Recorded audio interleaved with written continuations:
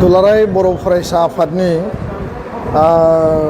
जि जोबथा जोंनि थान्दै मेल दङमोन बेखौ एसे सिगाङाव जों मावफुंबाय आरो गासै थान्दैफोरनि बाहागो लानायजों 2025निफ्राय 27 मायथाइनि जि दुलाराय बर' फरायसा आफाद मिरु आफादनि जि कमिटि दङ बेखौ गोदानै दाफामनाय जाबाय आरो बे थान्दै मेलाव थान्दै बिथांमोननि गासैनिबो मदद आरो बिथांमोननि स्ट्रं सापर्टनि गेजेरजों दुलाराय बर' फरायसा आफादनि आफादगिरि महरै फिन आंखौ बिथांमोना बिबान होफिनदों आरो गाहाय नेहाथारि हिसाबै खनेन्द्र बसुमतारी, लोगो आफादगिरि हिसाबै खोरोमदाव औवारी, गोदानै उमेश दैमारी, लोगो गाहाय नेहाथारि हिसाबै दिनेश ब्रह्म, स्पिकार अबिद नार्जारी आरो गोबां जि टीम गोजाम आरो गोदान आधा जथायनानै दिल्लीनिफ्राय बड'लेण्ड मुलुगसोलोंसालिनिफ्राय गोबां जायगानिफ्राय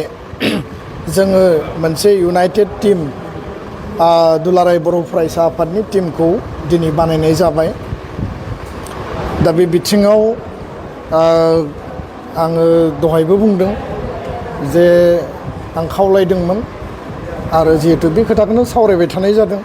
थांनाय आराय मास जोङो गुबुन जेंनानि थाखाय खुंफुंनो हायाखैमोन आरो गोबाङानो सोङो जे नोंथाङा आफादगिरिनि बिबानखौ एगारनो नागिराखै बा आफादखौ एगारनो नागिराखै ना संगठना नोंथांखौ हगारनो नागिराखै ना मा थासारि दङ, मा खोथा बाथ्रा दङ, बे खोथाखौ बयबो सोङो। दा सोङोब्ला आं दुखु मोनो। आं बुंदों जे समनि खामानिखौ समाव मावनांगौ, गोदान जोलैखौ हाबा मावनो थाखाय बिबान होनांगौ। बयनियावबो समा एखे थाबाय थाया।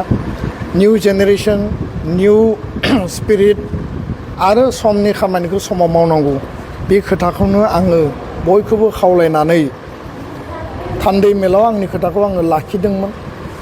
नाथाय गासैबो खोथा बाथ्राफोरखौ बिबेसना खालामनानै थान्दै मेला आंनो बिबान होफिनदों।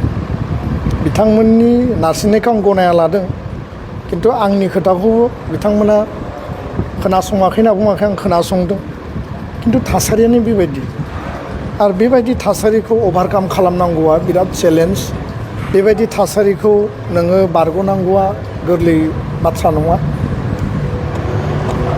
ओनसोलनि रायजो राजा, जिल्लानि बिटिआरनि रायजो राजाफ्रा मेडियायाव, टिभियाव बायदिसिना सर्सा जेरैबायदि ओंखारदों, हास्थायदों जे सामाजिक राजनितिक जिउआव बिथाङाबो खामानि मावफैनांगौ, रायजो राजानि सार्थाव खामानि मावफैनांगौ, बे खोथाखौ मोनसे हास्थायनाय दङमोन ओनसोलनि रायजो राजाफ्रा।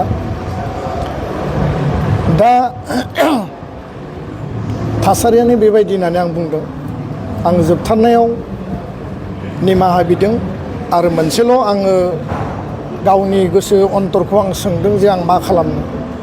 आरो बे मुहुर्तआव गोसोआव बेनो फैदों जे देशनिख्रुइ बिमाया गिदिर नङा, एखे बाथ्राजोंनो जातिनिख्रुइ राजखान्थिया गिदिर नङा आरो जातीयताबाद, जाति सत्ता, जातीय स्वाभिमान, बड'फानि आदर्श आरो प्रिन्सिपेलखौ लानानै हाबा मावलांनायनि बिथिङाव आनकमप्रमाइजिं भाबै हारिखौ गेरेमसा माहारि दानायनि बिथिङाव टीम एबसु हिसाबै जों खामानि मावदों, मावलांगोन आरो बर' गोजोन गोरोबथानि जिखिनि आद्रा दफाफोर दङ, लोगोसेनो बिटिआर सुक्तिनि स्कुल प्रभिन्सियेलाइजेसन, गुन गोनां सोलोंथाइनि मावथांखि, समाज बेरेखा आयनि जि हाबाफारि बड'फा मिशन फर सास्टेनेबल चेन्ज आरो गोबां माखासे बिथिंखौ नोजोर बोनानै दुलाराय बर' फरायसा आफादा हाबा मावलांगोन।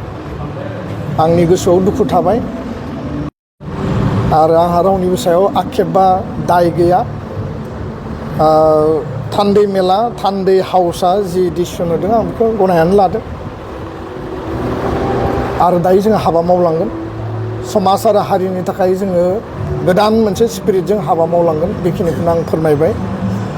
आरो फैबाय थानाय समाव आङो एबसुनि टीम आरो हाउसखौ आं खावलायदों। आंहाबो माखासे कन्डिसन दङ, आंहाबो माखासे कनसिडारेसननि खोथा आंहा दङ। बे खोथा बाथ्राफोरखौ नोजोराव लानानै दुलाराय बर' फरायसा आफादखौ स्पिरिट आरो उइथ फुल प्रिन्सिपल डिसिप्लिननि गेजेरजों हाबा मावलांनांगोन।